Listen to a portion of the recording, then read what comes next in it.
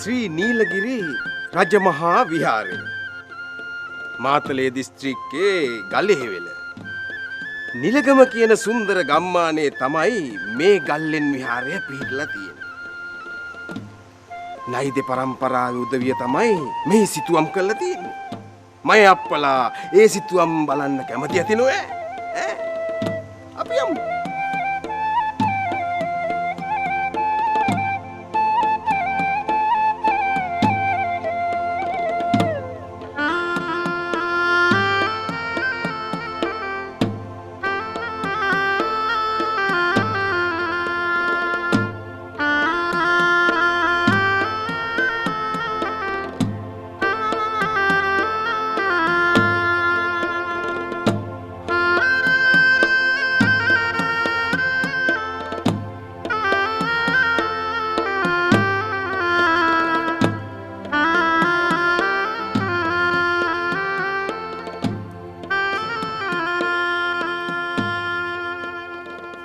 මේ ලෙන් විහාරය තුල ඇති සිතුවම් මහනුවර යුගයට අයත් ඒවා. මේ සිතුවම් නිර්මාණය කරලා තියෙන්නේ නයිද පරම්පරාවේ උදවිය. ජයශ්‍රීමා බෝධීන් වහන්සේ ලංකාවට වඩමන අවස්ථාවේ 18 කුලයකින් ඒ තලේ ලංකාවට ඇවිල්ලා තියෙනවා. ඒ ආපු එක කුලයක් තමයි මේ සිතුවම් කලාව දක්ෂ ශිල්පීන්. ඒ අය ඇවිල්ලා දෙවරගම්පල තමයි නතර වෙලා තියෙන්නේ. දෙවරගම්පල නතරලා තියෙන්නේ ඒ චිත්‍ර ශිල්පී පරම්පරාව. ඒ අවුතුන් දඹුලු විහාරයේ වැඩ කරන අවස්ථාවේ තමයි මේ නිලගම නැමැති ගමට ඇවිල්ලා තියෙන්නේ. මේ නිලගම ගම බලගම මුලින් නම. ඒ ශිල්පීන් ඇවිල්ලා පදිංචි වුණු නිසා ඒක නිල රාජකාරියකට ලැබිච්ච ගමක් හැටියට රජු වෙන් කරපු නිසා ඒක නිලගම වශයෙන් නම් පැවතුණා. නයිදේ කියන පරම්පරාව කියන්නේ ඇති වෙලා තියෙන්නේ අර චිත්‍ර ශිල්පීන්ට දීපු ගරු නම්බු නාමයක්, පටමැදි නාමයක්. ඒ ඉඳලම හැම කෙනෙකුගේම නමටම අගට නයිදේ කියන කොටස එකතු වෙලා තියෙනවා. ජීවන් නයිදේ, මෙක්කප්පු නයිදේ, ආභරණප්පු නයිදේ, වේලප්පු නයිදේ, උක්කු නයිදේ, කපුරු නයිදේ, ඒ ආදි වශයෙන් හැම කෙනෙකුටම නයිදේ කියන නම් කොටස එකතු වෙලා තියෙනවා. නයිද පරම්පරාවේ උදවිය මේ සිතුවම් නිර්මාණය කරන්නට ගත්තු සායම් මොනවද කියලා දැනගන්න ඕන් අපි ආවා නිලගමට. වර්ණ වශයෙන් අපි ප්‍රධාන වශයෙන් අපිට තියෙනවා කහ පාට හදා ගන්නවා, නිල් පාට හදා ගන්නවා, කළු පාට හදා ගන්නවා, රතු පාට හදා ගන්නවා, සුදු පාට කියන්නේ මකුලට. ප්‍රධාන පාට වර්ග පහයි අපි භාවිත කරන්නේ. ඒ මකුල් කියන මැටි වර්ගයේ තියෙන්නේ පොළොවෙන් ගන්න කුරුණෑගල දිස්ත්‍රික්කයේ පල්ලිකැලේ පොතුවිල කියන වැවේ කඩක තමයි ඒ මකුල් මැටි අපි බිඳලා ගන්නේ.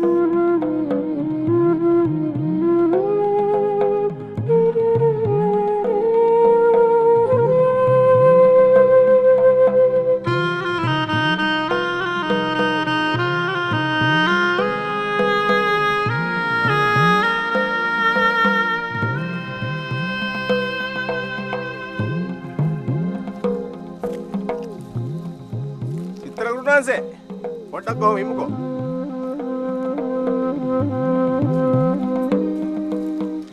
කුරුණෑගල දිස්ත්‍රික්කයේ පල්ලිකැලේ උල්පතේ වැවේ පිටවානෙන් දිය ගලා බසින ඇලහිවුරේ අපි දැන් මේ ඉන්නේ. අපි මෙතනට ඇවිල්ලා ඉන්නේ පුරාණ විහාරයේ චිත්‍ර කර්මාන්තයට අවශ්‍ය සුදු වර්ණය සාදා ගන්නා මකුල් මැට්ට සොයාගෙනයි අපි මේ ඇලහිවුරට ආවේ. මය අප්පලාට ඒ මැටි ගන්නා හැටි අද අපි පෙන්නනවා. යංකෝ. අපි එහෙනම් යමු චිත්‍ර කරන්න. විහාර බිතුසිතුවම් කලාවේ නියැලී පාරම්පරික සිත්තරුන් මකුල් මැට්ට තිබෙන තැන් බොහෝ සීරුමාරුවට හඳුනා ගන්නවා. නයිදේ පරපුරත් එහෙමයි. ඔවුන් මාතලේ නිලගම සිට කුරුණෑගල උල්පතේ වැවේ පිටවානෙන් දියගලා බසින ඇල ඉවුරට මකුල් මැට්ට හොයාගෙන එනවා.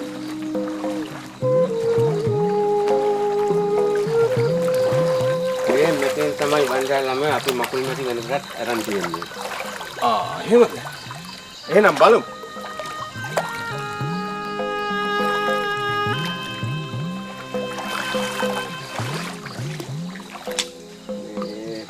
දැන් අපි මොකද්ද කරන්නේ මුලින්ම? අපි දැන් මේ අඩවිය බාර අයියනායක දෙවියන් උදෙසා මල් පැලක් තනලා පහන් තියලා ඒ දෙවියන්ට මතක් කරලා මෙතන හාරන්න පටන් ගන්න ඕන. දැන් අපි මුලින්ම පහන් පැලක් හදනවා. හොඳයි. දින ගණනක් පේවී සිට ඇල ඉවුරට යන ඔවුන් මල් පැලක් තනා බුද්ධ ධම්ම සංඝ රත්නය සිහිකොට වතාවත්හි නිරතව විශ්වකර්ම දේවතාවා උදෙසා පූජාවක් පවත්වනවා.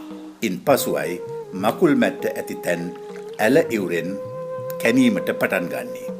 පුරාණයේ ඉඳලා නයිදේ පරම්පරාවේ ඇත්තෝ මේ කටයුත්ත කරන්නේ දෙවියන් බුදුන් සිහි කරලා. සෝභා දහම් මාතාවට පුද සත්කාර කරලා.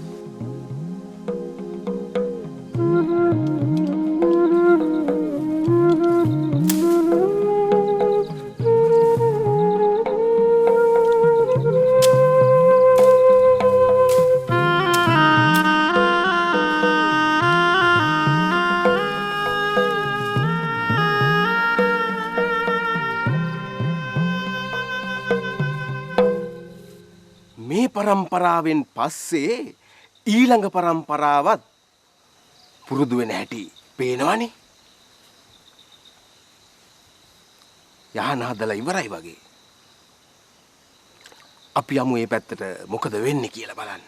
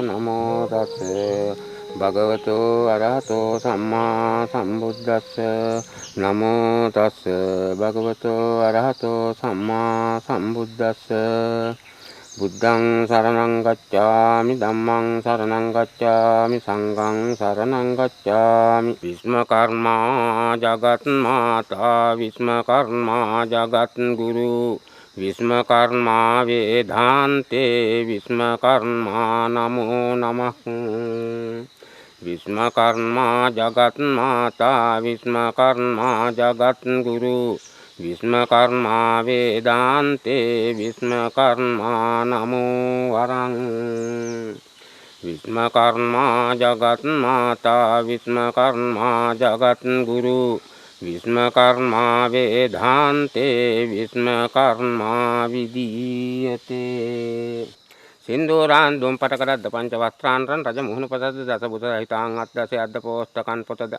ලේකාන් පන්හිඳද කර්ත්වාංගං කඩුවද බීජ පුරාන් දෙලින් ගෙඩියත වරමුත කලහං මල් කලහක්ද කුන්ටි කාලම වැටේද ශේප මාලාවන් මල් මාලා වද්ද දහරාන්ටි අන්දන්තද ප්‍රහාර නම්මත් සම්පෝරුවද නීලානාම් දෙලි නූලද මෙසේ විස්මකර්ම දිව්‍ය පුත්‍රයානෝ සර්වාභරණයෙන් සරසී වෘෂභ වාහනයක් හෙවත් ගොන් වාහනයක් පිටට පැන නැගී ගමන් ප්‍රචූත කළෙහින් අදත් අපට මේ විස්මකර්ම දිව්‍ය පුත්‍රයාගේ අවසර වරම් ලැබිය යුතුයි.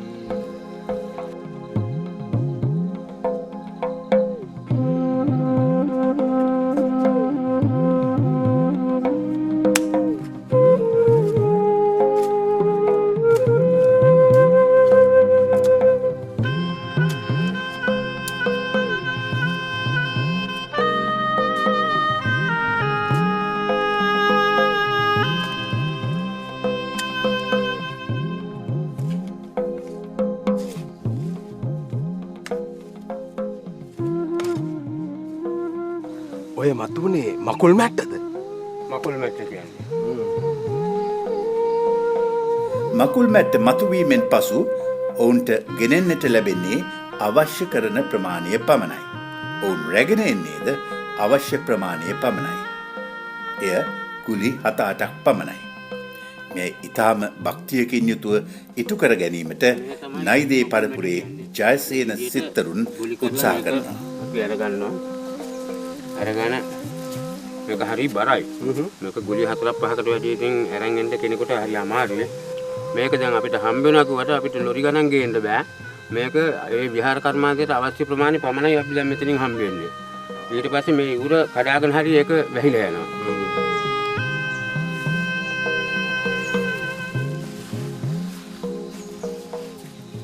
පොළොවේ ගහේ කොලේ තියෙන්නේ පුදුමාකාර හාස්කමක්. පරිසරයේ තියෙන ආශ්චර්යය තමා මේ වර්ණ.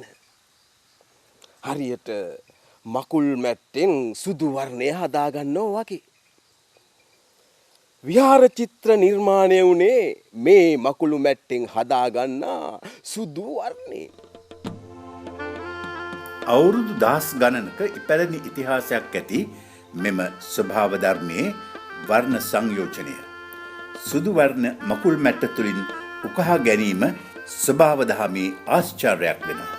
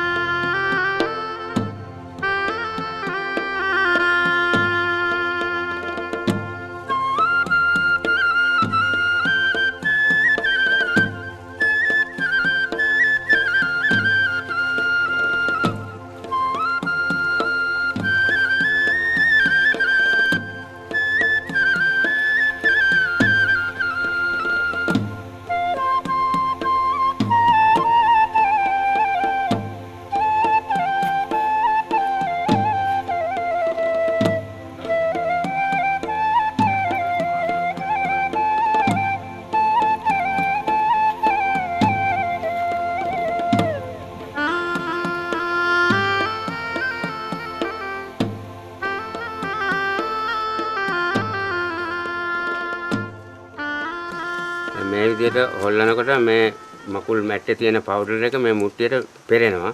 ඊට පස්සේ කරන වැඩේ වතුර ටික මෙතෙන් ඇරලා උඩින් වතුර ටික පෙරලා තවත් වතුර වැඩි නම් අවුවේ තියලා තිබ්බහම මේ වතුර ගතිය ඇහෙනවා. ඊට පස්සේ Tamanට ඕන අවස්ථාවල පමණක් මේ වතුර ටිකක් දාලා දිය කරගෙන ආලේප කරනවා.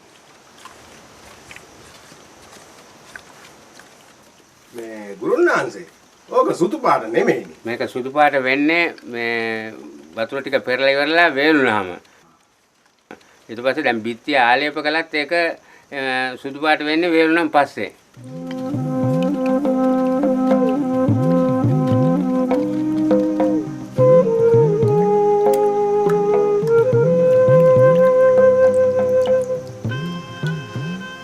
දැන් මේ පෙරලා ඉවරනහම දැන් මේ අවසානට ඉතුරු වෙන්නේ මකුල් මැටි වල තිබ්බ වැලි ගතිය. ඒ තමයි මේ අවසානට බෙයිලා තියෙන්නේ. හැබෑම නෙන්න වැලි විතරයි. ඒ සායන් ටික ඔක්කොම දැන් මේකට ගිහිල්ලා තියෙන පවුඩර් එක.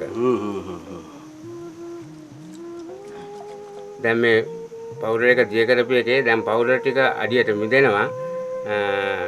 වතුර ටික උඩට මතුවෙනවා. ඒක චුට්ටක් කළා මේ විදිහට තියාගෙන හිටපුවම අපිට වතුර ටික පෙරලා අයින් කරන්න පුළුවන්.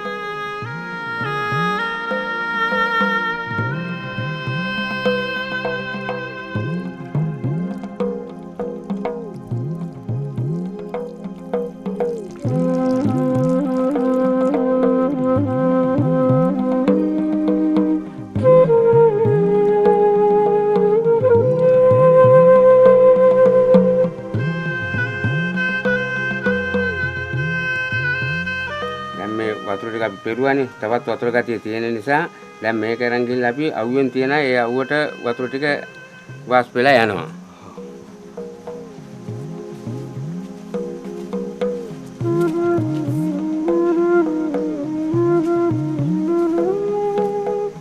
කොච්චරක් වෙලා යනවද උන්වහන්සේ ඔක වේලෙන්නේ? ඉතින් දවසක් විතර ගත වෙන්න ඕනේ. ඉතින් වතුර ටික පෙර වෙලාම මත වෙන වතුර ටික පෙරාම අයින් කරන්න ඕනේ.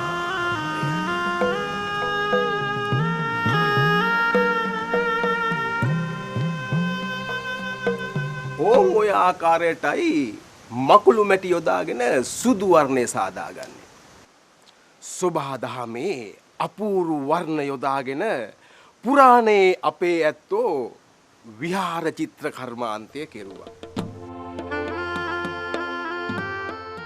විහාර බිතුසිතුවම් නිර්මාණයේදී ඒවා ගලක් හෝ වෙනත් පෘෂ්ඨයක් මත තවරා වියලී ගිය බදාමය මත පින්තාරු කිරීමට යොදා ගන්නවා. මෙසේ පින්තාරු කරන්නේ ජලයට මිශ්‍ර කරන ලද දියුල් මැලියම් සාරයට මකුල් මැටි කැට අවශ්‍ය ප්‍රමාණය දමා අතේ පදමට සායම් සකසා ගැනීමෙන් පසුවයි. පින්තාරු කිරීමේදී අවබ පැහැ සුදු වර්ණයක් දක්නට ලැබෙනවා. පසුව හොඳින් වියලී ගී පසු සුදු පාට හොඳින් පෙනෙනවා. එම සුදු වර්ණය මත තමයි සිත්තරුන් බිතු සිතුවම් සටහන් කරන්නේ. උන්වහන්සේ මේ තමයි අපි ඉස්සෙල්ලා පෙරාපු මකුළු මැටි. දැන් හයි වෙලාද? දැන් හයි වෙලා.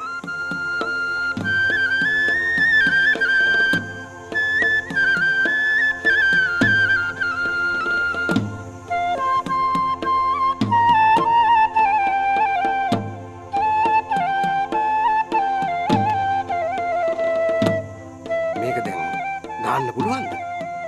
ගන්න පුළුවන් අයත් ඔක දැන් සායම් වාගේ හදා ගන්නවා අපි. කියන්නේ දැන් අයත් පොල් කටු වලට දාලා වතුර දාලා දිය කරලා දියුල් මෙලියන් සාරය දාලා මේ හොඳට කලවම් කරලා පින්සලෙන් ගාන්න දැන් පුළුවන් වගේ.